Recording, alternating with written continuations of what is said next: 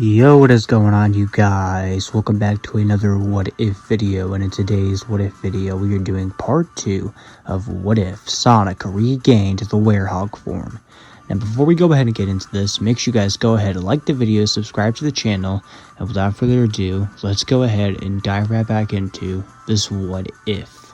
We open up where we last left off, with Eggman having found the Phantom Ruby outside of his base, and has decided to combine it with the dark Gaia energy he stole from the extractor back on the Lost Hex.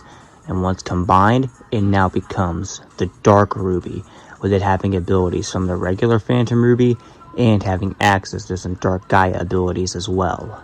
However, before Eggman could test out the Dark Ruby, suddenly alarms start going off as Orbot and Cuba rush into the room, explaining how the base is under attack, and Eggman checks security cameras and sees a group of jackals attacking the base, with one of them wielding a red sword, who the others identify as Captain Zero.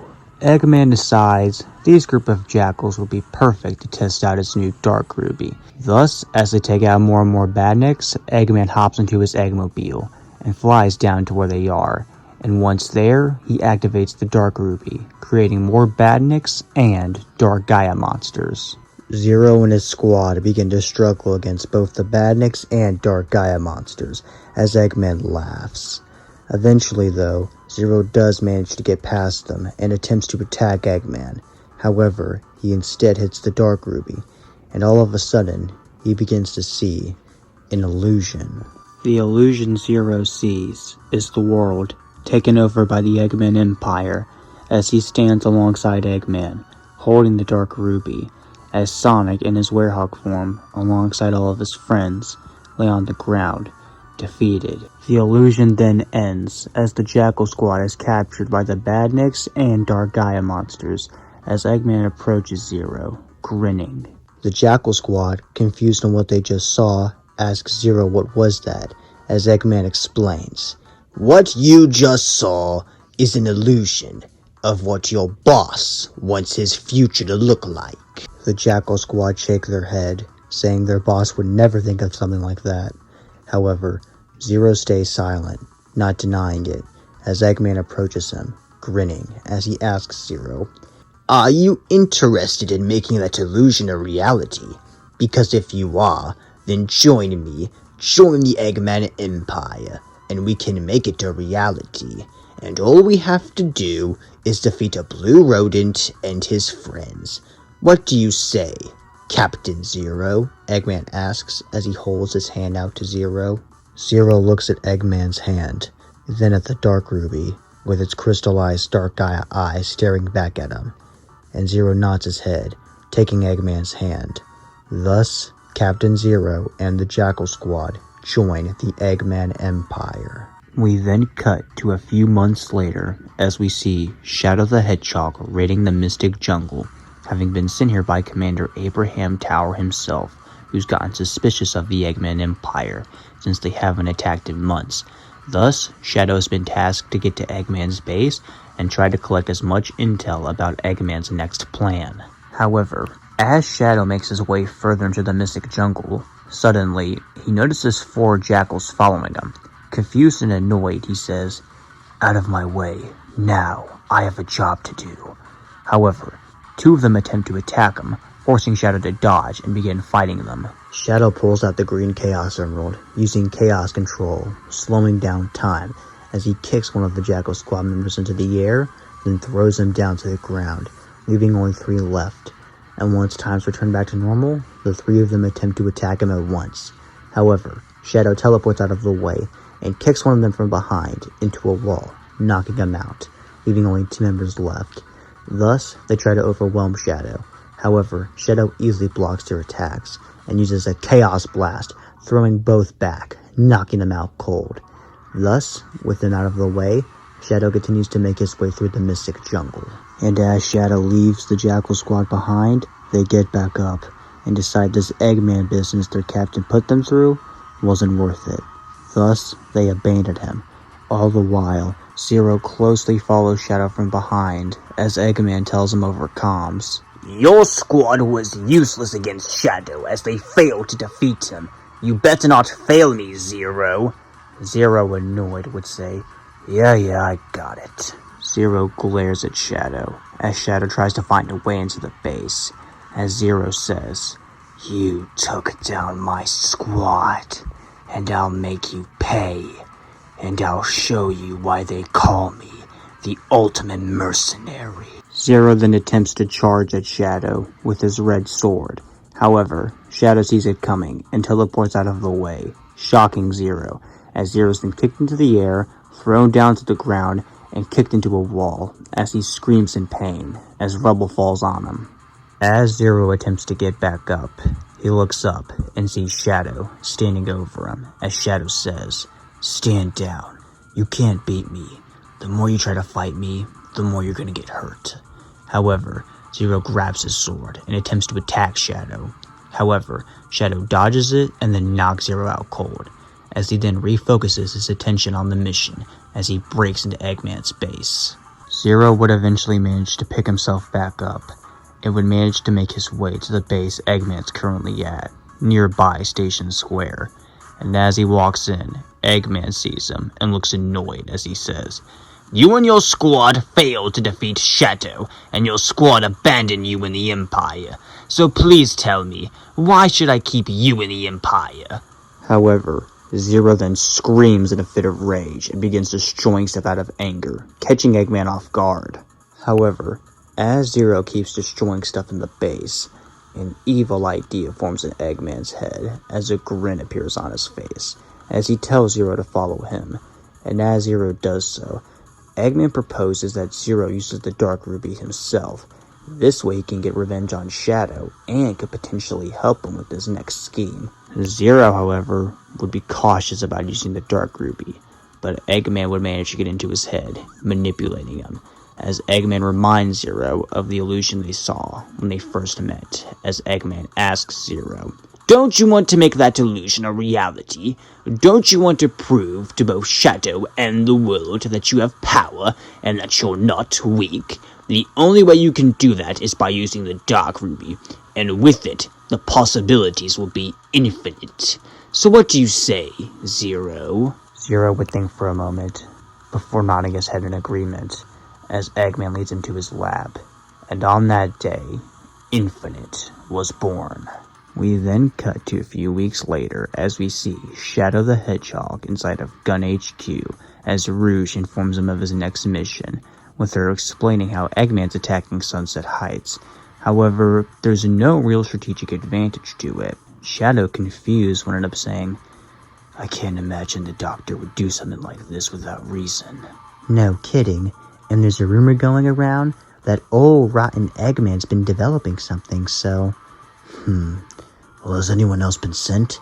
Omega's already been sent. When in guns a-blazing, I'm assuming. No matter. Tell Omega I'm on my way there. Rouge nods her head, as Shadow then teleports out of the base. However, as Shadow arrives in Sunset Heights, much to his shock and confusion, he not only sees badniks attacking the city, but he also sees dark Gaia creatures? Shadow, bewildered, asks himself, how are these here? The last time I saw these was when me, Rouge, Omega, and Gun were fighting these during the Shattered World incident. But Sonic took down and defeated Dark Gaia. How are these here?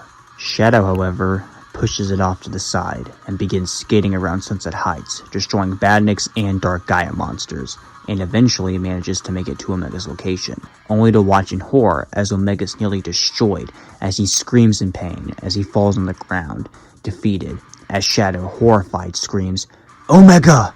Infinite then reveals himself as he chuckles at Shadow as he says, Finally, our not-so-tall brooding guest has arrived. I've been waiting for you, Shadow. "Who are you? And tell me what you did to Omega, you creep." You don't recognize me. I guess that's to be expected.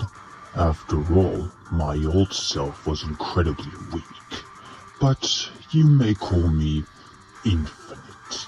Shadow, confused, would end up asking, "Have we met before?" Why, yes, we have. Back when I was known as the Ultimate Mercenary. Shadow's eyes widen as he then realizes who Infinite is as he says, "You're that jackal." who was the leader of that squad who tried to attack me when I was raiding the Mystic Jungle. Why, yes, I was. And although my squad did abandon me, they got what they deserved. Shadow glares at Infinite as he tells him, either way, whatever you are now, or whoever you work for, I'll stop you, no matter what. However, Infinite chuckles, asking Shadow, Oh, really? And are you going to try to stop me? To fulfill Maria's wish? To protect the planet she cherished? Shadow flinches, shocked he knows about Maria, as Infinite laughs as he tells Shadow, Oh, the doctor has told me a lot about you and your history, Shadow. But that's not important right now. Infinite then activates the Dark Ruby, as he tells Shadow, I've hoped you wrote your memoir, Shadow, because you're about to have one fun time. Infinite then throws Shadow into an illusion. Shadow comes to after being knocked out by Infinite.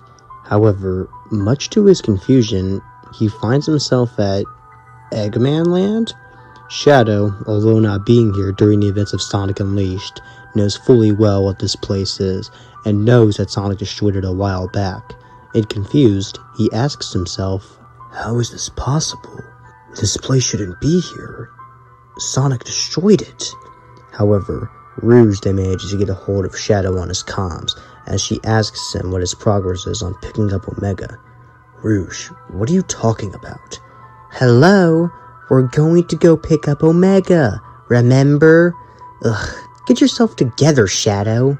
Shadow, shocked, instantly realizes something's off, but decides to play along for now, and begins skating around Eggman Land, taking down Badniks and Dark Gaia monsters, as he and Rouge keep talking, with Rouge being more and more harsh. And as he gets further into Eggman Land, Omega also begins talking to him on comms as well, and Shadow instantly realizes that Infinite's toying with him. However, as Shadow realizes this, suddenly he hears a roar, and as he gets further and further into Eggman Land, much to his shock, he sees Dark Gaia staring back at him, as Dark Gaia roars at him. Dark Gaia fires a beam of energy at Shadow, but Shadow manages to teleport out of the way, dodging it, as he then fires a Chaos Sphere on one of Dark Gaia's eyes, and although it has little effect, Shadow quickly realizes that must be where its weak point's at.